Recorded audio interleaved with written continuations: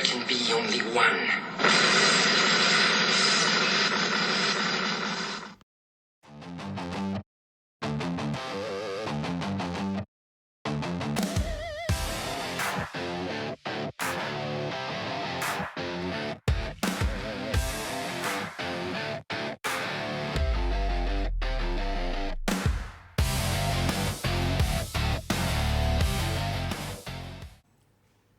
Good morning. Hey, it's Tom from Global Time Traveler. The words of Steve Harvey, we've got a good one for you today. So it is an epic battle royal between the new contender, the second hour fusion, my reigning champion of the everyday sports watch, the BEAUCROFT Element, and two of the reigning heavyweight champions from Switzerland, an Omega, and a Rolex. So let's get started. Can there be only one? Let's find out.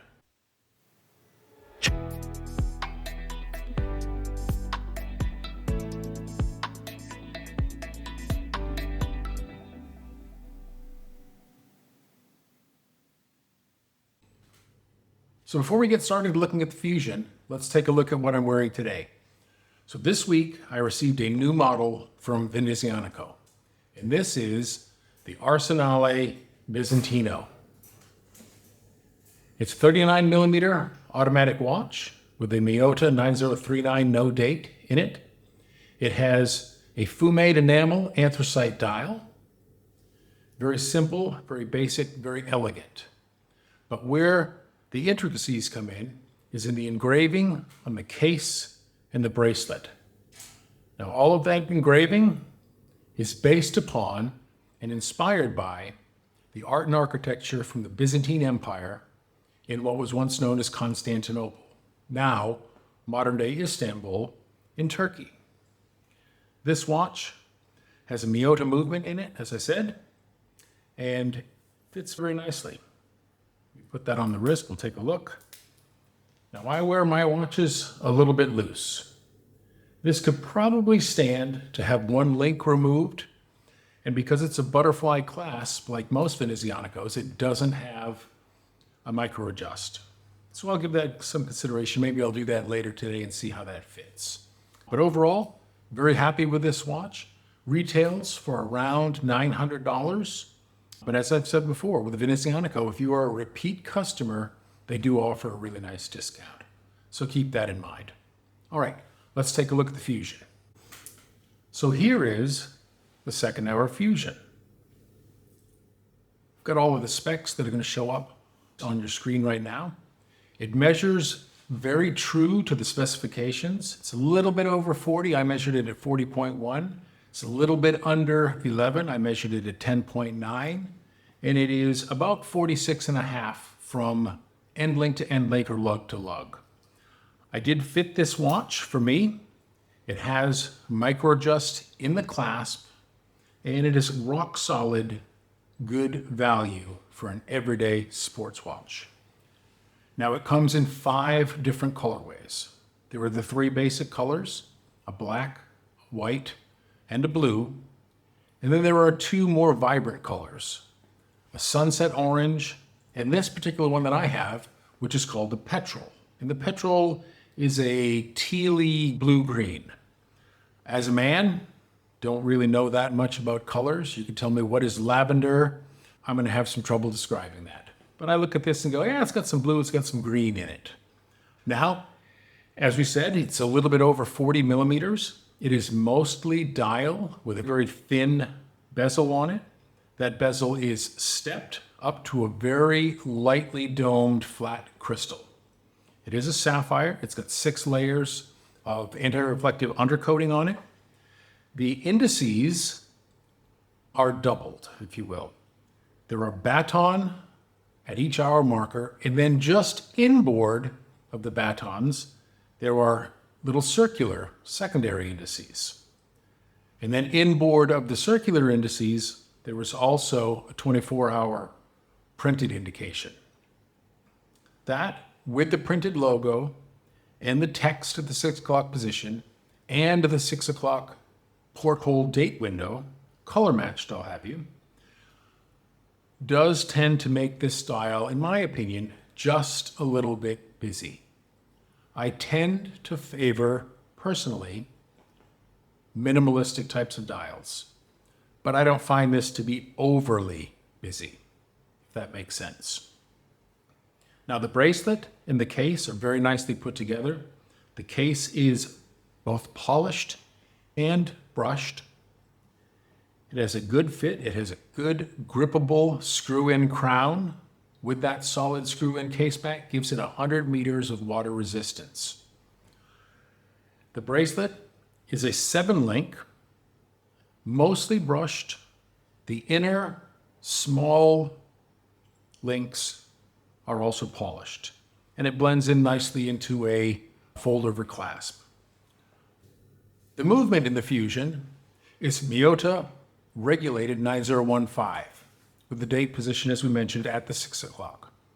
I put it on my time grapher and it runs about 7 or 8 seconds a day, which for a commercial off-the-shelf workhorse movement is pretty good. It's not cost, it's not superlative chronometer, and it is not METAS levels of accuracy, but it's pretty close. So what are my likes and dislikes about the Fusion? I'll be honest with you, there aren't very many dislikes. There are a lot of likes. There are a couple of areas that potentially could be room for improvement, but I do think that Peter and Akira and the team at Second Hour have done a superb job fusing elements from the Saddleberg 2 and the Mandala 3 into this new offering. Now, as we said, there are 5 colorways. Personally, I think it would be nice if they added a couple more vibrant color selections, but perhaps they'll get to that as time goes on. I do think it is a perfect size, at least for me. My wrist is a little over 8 inches, just under 21 centimeters. So I think this fits me very nicely. And I do think that bracelet is nice and comfortable, and with the hardening treatment on the case and the bracelet, that'll help to protect that from scratches for a good long time to come. I do think it is a nice symmetric design across that dial with the signature Second Hour enlarged 12, 4, and 8 o'clock accents on the indices. It has a nice, reliable workhorse movement that has been regulated, 100 meters of water resistance, embossed case back, and has a signed grippy crown with smooth operation. I think there's an awful lot going for this watch. They can improve, in my humble opinion. As I said, I find the dial to be just a little bit busy. I think either the circular indices or the 24-hour numbers could be removed, and I think it would help to clean that up just a little bit. I'd really prefer applied logo on this watch. I think that would add just a little bit.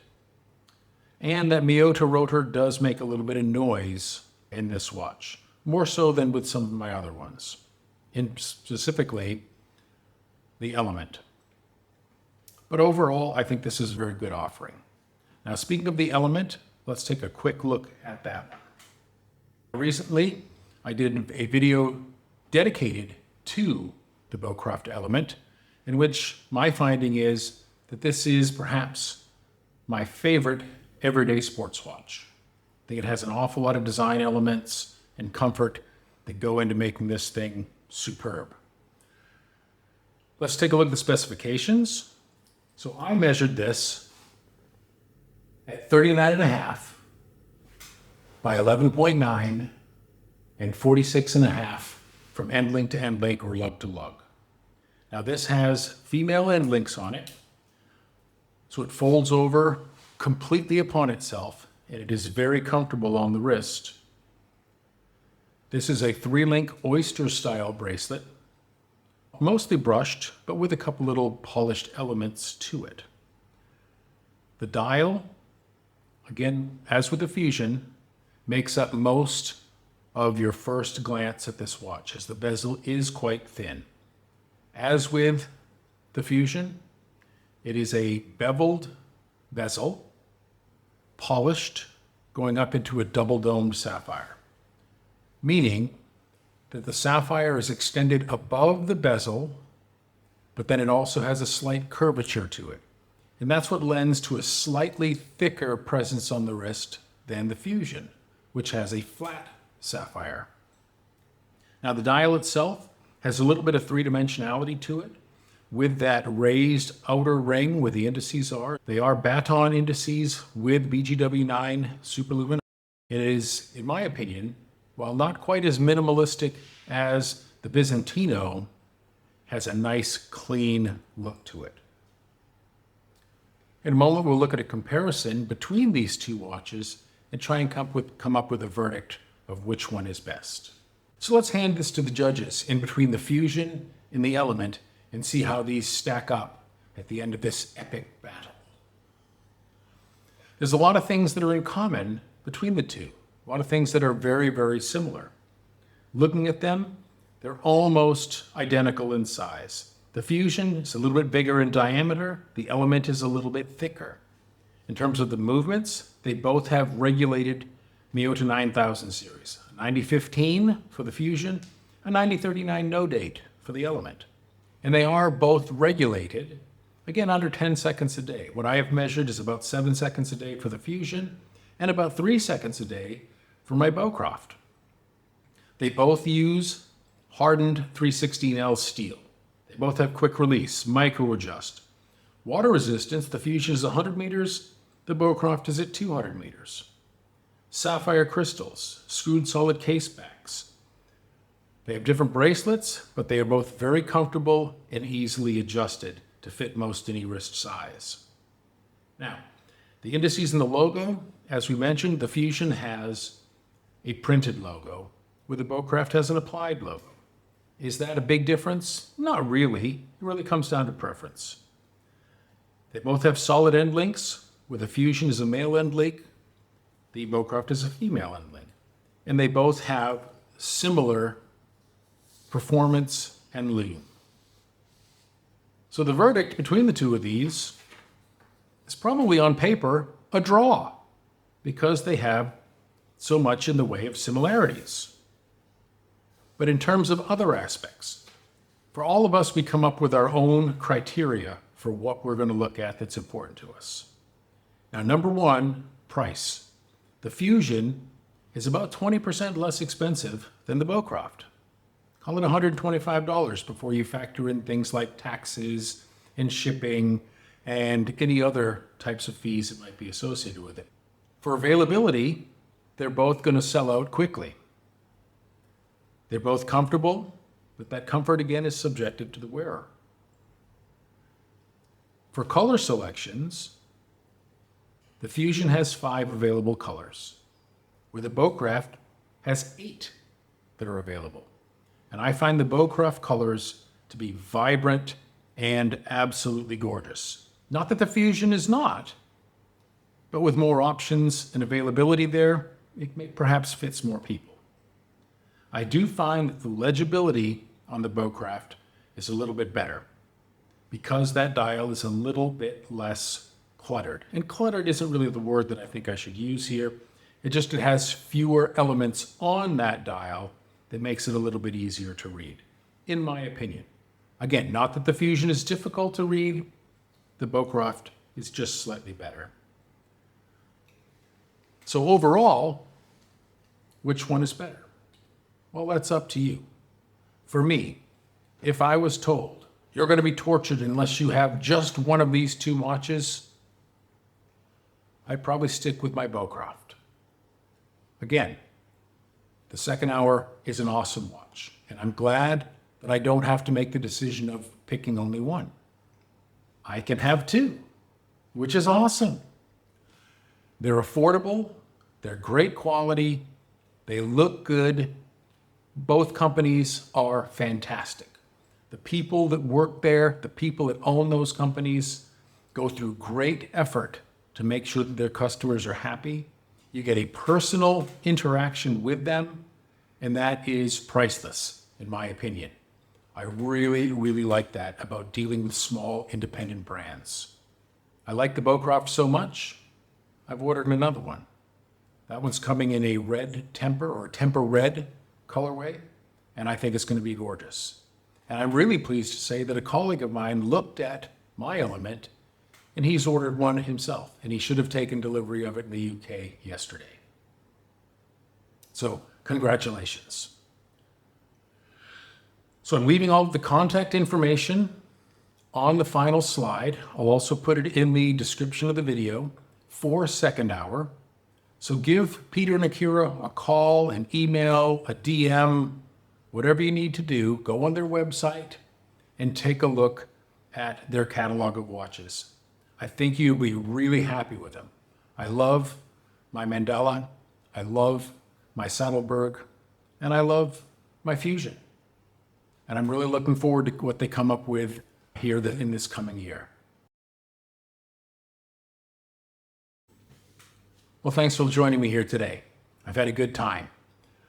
Hope you have as well. If you did and you made it this far, consider like, subscribe, comment, all of those sorts of standard requests that you get from talking heads on YouTube. I would appreciate it if you do, and as always, I'm open to commentary.